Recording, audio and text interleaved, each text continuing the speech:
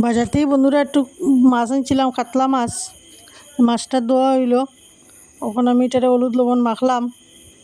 ওখান মাছটা আমি টানাইমু তেল আগে বাজা বাজা করিয়া একটু একটু টান বাজা করমু। তেল তো গরম হয়ে গেছে, দিলাম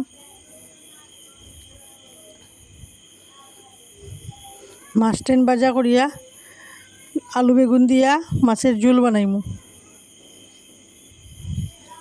মাছটা বালা করিয়া টান টান করিয়া বাজা করলে ঝুলও দিলে একটা সেন্ট হয়, খাইতে খুব স্বাদ লাগে। আমার তো খুব ভালো লাগে একটু কালারিং বাজা হইলে। একটু সাদা জিরা সম্বাস দিলাম, বেগুনটা দিলাম, বেগুনটা একটু বাজা বাজা হোক। আলুটা একটু আগে বাজি লিছিলাম, দেখাইতে পারলাম না। একটু জিরার গুঁড়া দিলাম, হলুদ, মরিচের গুঁড়া,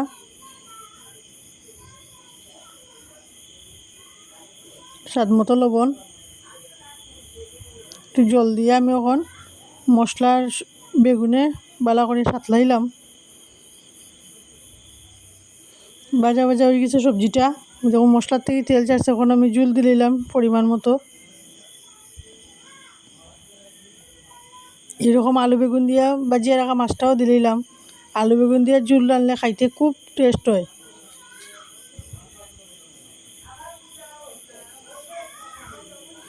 ঝোলটা একটু জাল হয়ে যাক, 5 মিনিট জাল করি আমি লামাই লিমু। গরম জল দিয়া ঝোল দিছি। আপনারা তরকারি রান্নলে গরম জল দিয়ে ঝোল দিবা, খুব টেস্ট হয়। দেখুন তরকারিটা রান্না শেষ, লামাই দিলাম, কত সুন্দর কালার হয়েছে। আপনারা গরম ওইরকম বানাইয়া খাইবা, আলু বেগুন দিয়া মাছের ঝোল অসাধারণ টেস্ট লাগে।